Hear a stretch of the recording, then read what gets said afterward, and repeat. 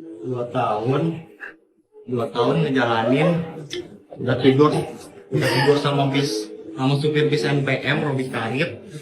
Sekarang bawa cowok kosannya.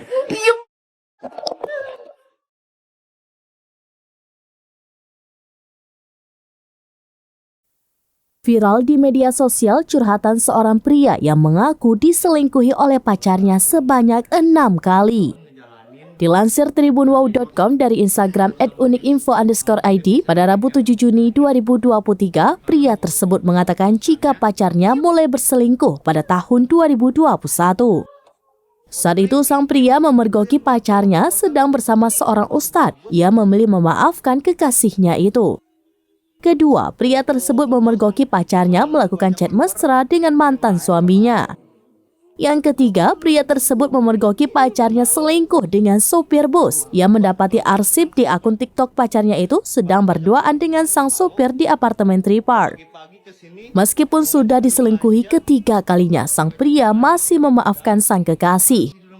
Tak sampai di situ, yang keempat, pria tersebut mendapati pacarnya berselingkuh dengan temannya sendiri.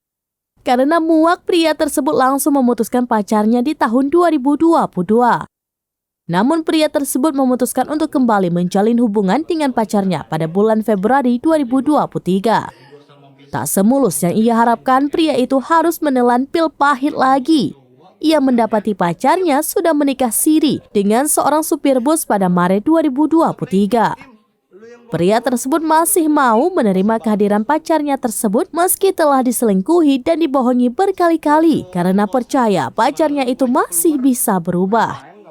Lantas bukannya berubah, informasi terbaru wanita tersebut ketahuan tidur dengan laki-laki lain di kamar kosnya.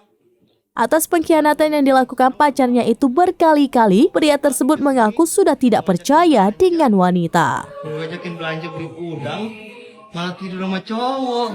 Ojak.